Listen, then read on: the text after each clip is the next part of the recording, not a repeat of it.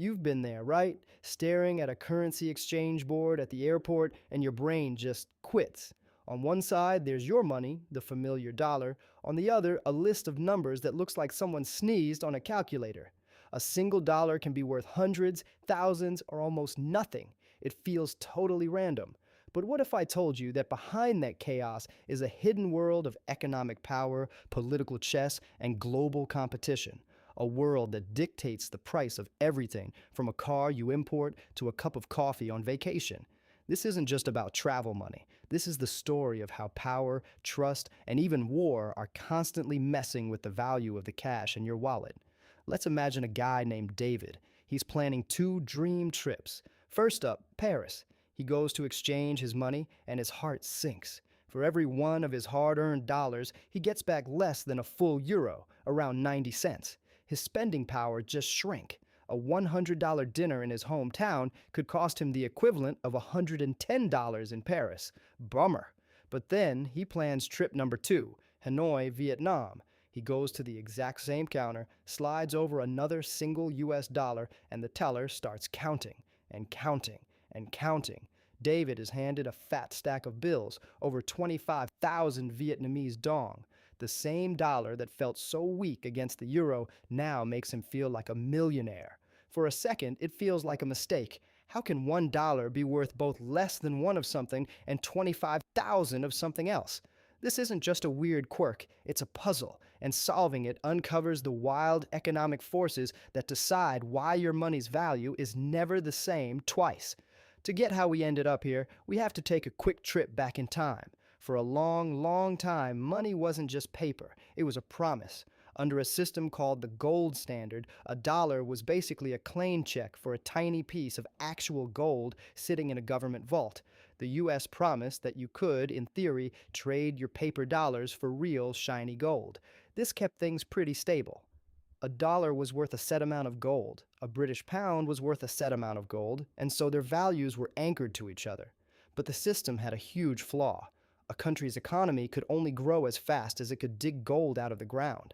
Plus, after funding massive projects like the Vietnam War, the US had way more dollars floating around the world than it had gold in its vaults.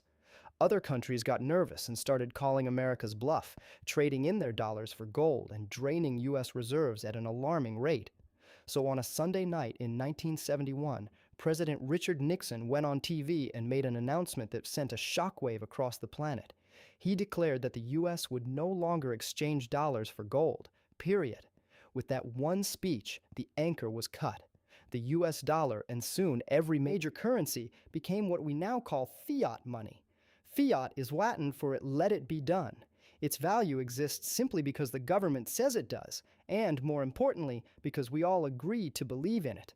This threw the world into a brand new game, where a currency's worth wasn't tied to a heavy metal, but to a complex dance of invisible forces.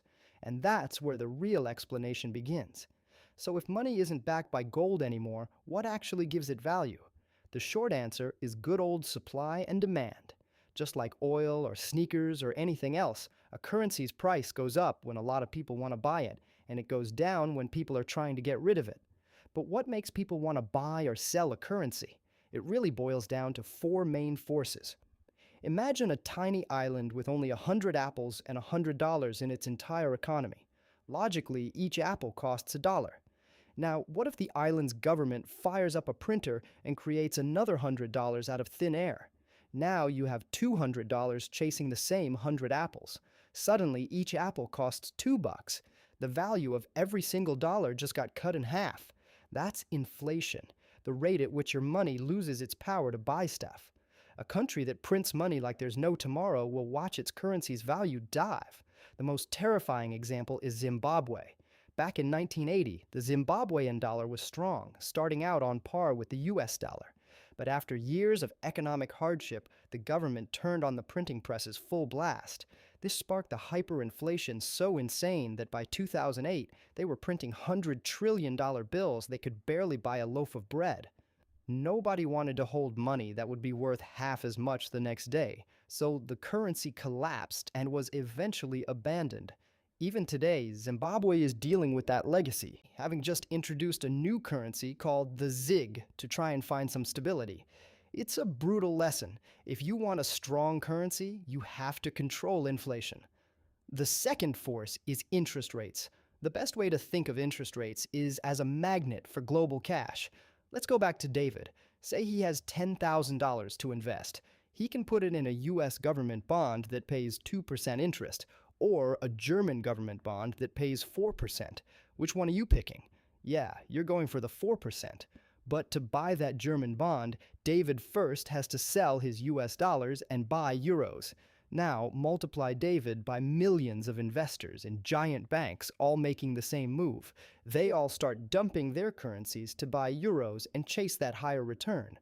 All this demand for the euro drives its value up, while the flood of dollars onto the market pushes its value down. This is the tightrope that central banks, like the US Federal Reserve or the European Central Bank, walk every single day. If they raise interest rates, they can make their currency stronger, but they also risk choking their own economy by making it more expensive for businesses and people to borrow money. It's a constant high-stakes balancing act. The third force is maybe the most intuitive one: safety. Just like people, money runs from danger and seeks out safety. Investors aren't just looking for high returns, they're looking for reliable returns. A country with a stable government, fair laws, and a healthy economy is seen as a safe harbor for money. Capital flows in, driving up demand for that country's currency. The Swiss franc is the classic example. For decades, investors have flocked to it because of Switzerland's famous political neutrality and rock-solid economy. On the flip side, a country going through political chaos, corruption, or war will see money flee for the exits. Investors sell off that country's currency and move their cash somewhere safer, causing its value to tank. Just look at China.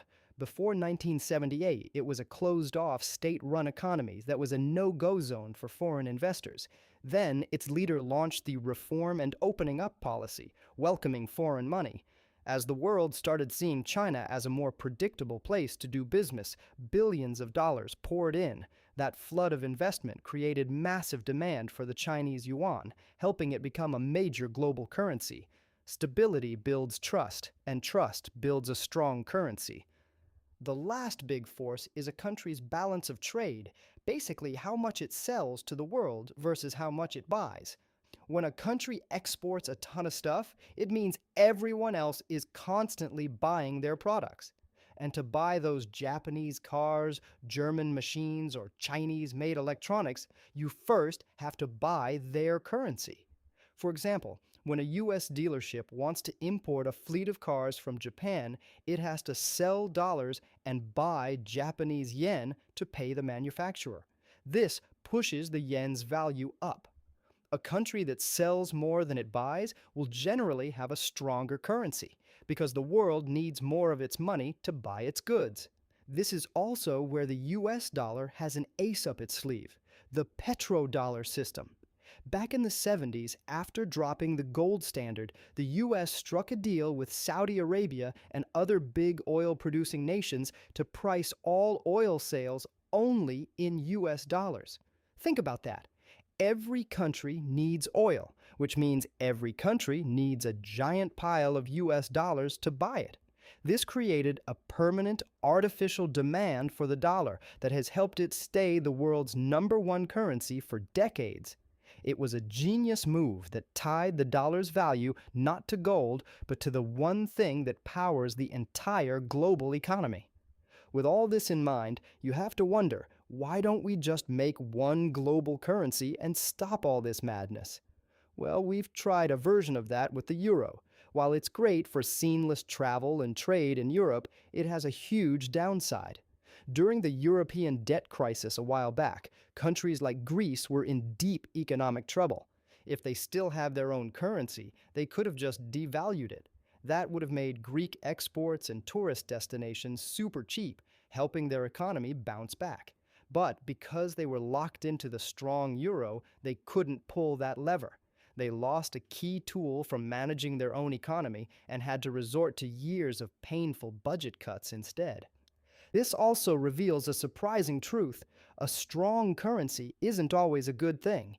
Sure, it feels great when you're traveling abroad or buying imported stuff, but it can be brutal for a country's own manufacturers. A strong dollar makes American made products, like a Ford truck, more expensive for the rest of the world. That can hurt exports and cost American jobs. It's a permanent tug of war between helping a country's shoppers and helping its workers. So let's go back to David. The value of his dollar wasn't random at all. It was a real time snapshot of a massive global equation. His dollar bought very few euros because he was swapping it for the currency of a huge, stable economic bloc with low inflation. His dollar bought a mountain of Vietnamese dong because he was swapping it for the currency of a smaller, still developing economy with a completely different economic story.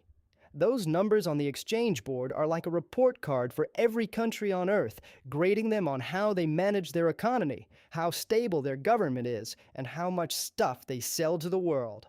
It's a dynamic and sometimes ruthless system where trust is the ultimate currency and nothing is guaranteed. If this video helped you make sense of the world of money, be sure to subscribe for more explainers like this. And let us know in the comments what's the most mind-blowing currency exchange you've ever seen. Thanks for watching.